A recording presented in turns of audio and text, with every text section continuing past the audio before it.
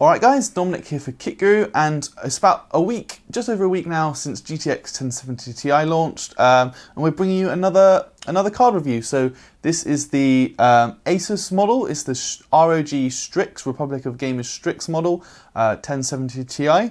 And immediately, the thing that's interesting about this 1070 Ti is they've actually bundled a sort of one-click overclock mode, which should hopefully give us extra performance, because if you've been following the 1070 Ti launch, you will know that they all, even aftermarket cards, they all come at reference speeds. ASUS is trying to get around that with this one-click overclock. So essentially all you need to do is download their GPU tweak software, hit OC mode, and your card's gained an extra 76 megahertz. That's all it does. So immediately that sets this card apart from the rest, is basically the closest a 1070 Ti can come to actually being factory overclocked. So performance figures, we can expect them to be slightly better than we've seen from other 1070 Ti's, but I can't imagine the difference is going to be drastic. But the actual card, it's the same Strix design we've seen from different cards this generation, like the 1080 Ti, the 1080, and even the 1070. It's all going to be very similar to what we know, so we can expect good things. But let's dive right into it and get started with a look at the design. So the first thing to note is, as I mentioned, it's essentially the same all-black aesthetic we've seen from other Strix models this generation. It's essentially, imagine the typical Strix cooler just cooling a 1070 Ti. So we've got the all-black shroud with it's the triple fan cooling setup, and it's also a 2.5 slot card, if you can just about make that out. So it's slightly bigger than standard. That obviously means more room for cooling, and so hopefully we can expect better performance, better cooling performance, that is.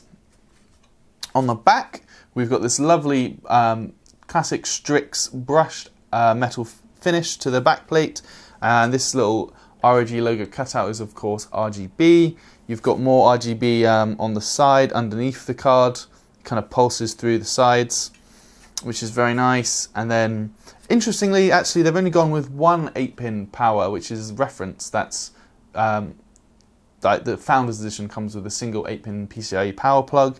A lot of other aftermarket cards have been doing 8 and 6. So I personally would have thought ASUS would have gone the whole hog and maybe done 8 and 8, which is completely unnecessary. The card's got 180 watt TDP, so a single 8-pin provides 225 watts of that. But other than that, the design is pretty standard. I/O is interesting. I've still got the little covers on, but it's 2 HDMI and 2 display ports, so it's obviously geared for VR, and if you've got a VR headset, you can also use it while connected to an HDMI display, which some people may like. For instance, if you've got 3 high refresh rate monitors, you might be a bit annoyed, but I can't imagine that's a particularly large segment of the market. So it's essentially the classic Strix design that we know and love. It's done very well here at Kit Guru. And now we're just going to take the card apart and take a closer look at the heatsink, the PCB, and see what ASUS has done there. Right, so the card is now disassembled, and we're going to look at the heatsink first, and then we'll briefly touch on the PCB and see what ASUS has done there. But straight away, the first thing that hit me with the heatsink rather is the 6 heat pipes. Nickel-plated copper. It's got this lovely little chrome look. It looks really good. But 6 heat pipes is quite a lot for a 1070 Ti. That MSI card I looked at last week, the Gaming HE, that only had 5. I think the Palette had 5 as well. So 6, hopefully we'll get better thermal performance there. Obviously, we've got heat pipes to take the heat away. The actual fin array, the fin stack, is quite thick as well because it's a 2.5 slot card, so more surface area obviously, which is nice. The actual contact plate is quite interesting. ASUS since this is essentially the same cooler as other Strix designs, we've seen it before, but they call it max contact. So what they've done is it's essentially a precision machined contact block, which is essentially meant to make it flatter, so you maximize the contact area, better heat dissipation. So, and we'll touch on briefly the cooling is very good. How much of that is down to the flatter contact area, I'm not sure, but cooling is very good. So that is essentially the heatsink. It's thick, lots of heat pipes, supposedly a very flat contact area. We've also got one thermal pad here which is for the MOSFETs, the VRM MOSFETs on the PCB, which we will look at just now. If I put that to one side. Right, so the PCB, first of all, immediately the first thing I noticed here was this kind of metal plate, which touches on the VRAM here. It doesn't quite cover these VRAM chips here, but at least at the top, it's definitely covering those. And you can see here, it looks like a 6+1 power phases. So hopefully that'll give us slightly cleaner power delivery, although it's not something that we can necessarily test that easily.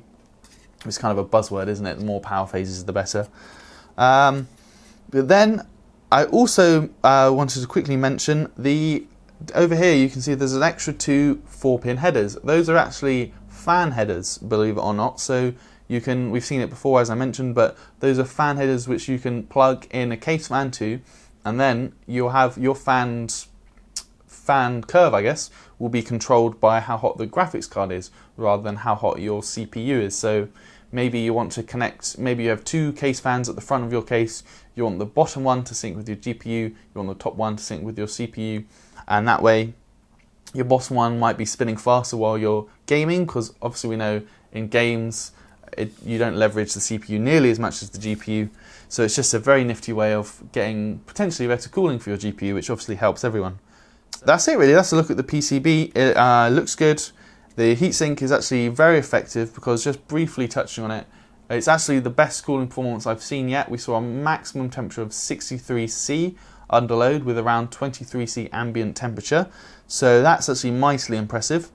Obviously the heat pipes, the thick stack of the fin array obviously helps there.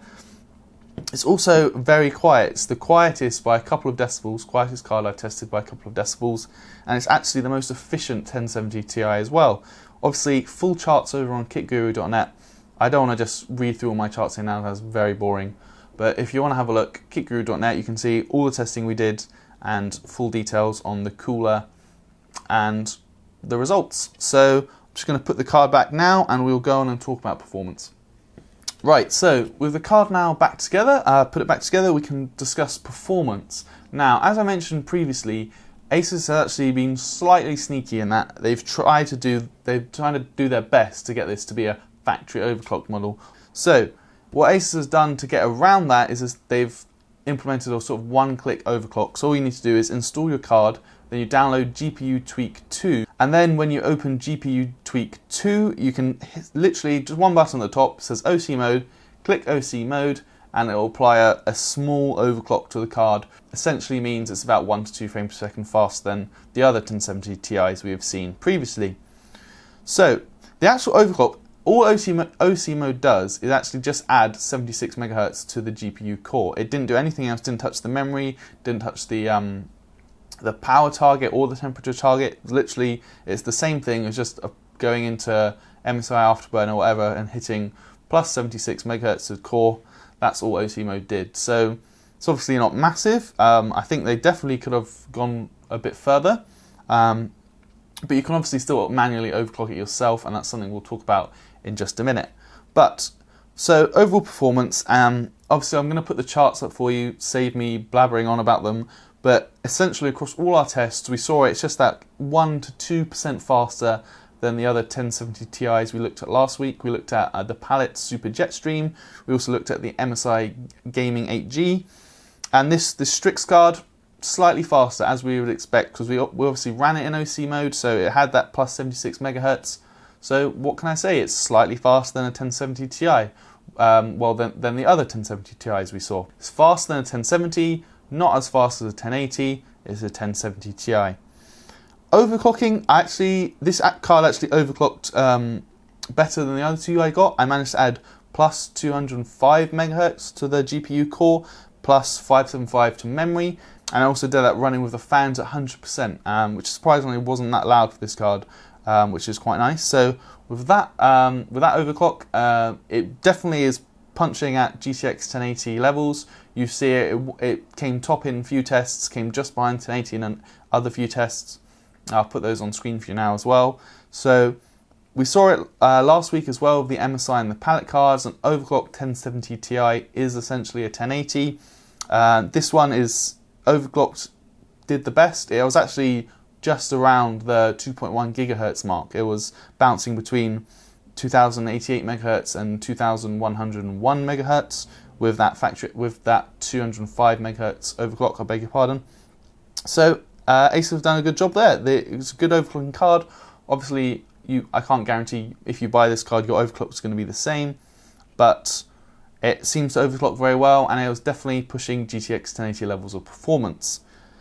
So to wrap this up, it needs to be put in context with the price, because it is actually £500, which is definitely the most expensive 1070 Ti I've seen so far, and it really is right in that 1080 level, so it does become tricky. I think no matter how fast a 1070 Ti is, no matter how many good features is, how good the cooling is, how efficient it is, and so on, it's still a 1070 Ti, and you can still buy a 1080 for the same money. So at the end of the day, if you've got £500 and you're looking to get the fastest card, the most bang for your buck, it's not going to be a 1070 Ti at the minute, it's going to be a 1080. So as much as I really like this Strix card, it's an excellent design, as much as I like it, the price does need to drop. I think at around the £450 mark, 1070 Ti and its aftermarket cards makes a lot more sense. And even though I really do like this card, it's definitely the 1070 Ti to go for if you are looking for a 1070 Ti, and hopefully in the coming weeks and months we'll see prices drop. At the minute, I think 1070 Ti is really not that appealing when you've got 1080 at right around the same prices. So I'm Dominic for Kit Guru. This is the ASUS GTX 1070 Ti ROG Strix edition. If you like this video, hit thumbs up. If you didn't, you can hit thumbs down. Leave a comment down below. Let us know what you did or didn't like. What do you think of 1070 Ti? Is it worth buying at the minute? And you can also check us out on social media. We're active on Twitter and Facebook, so we'd love to chat with you over there. Thanks for watching.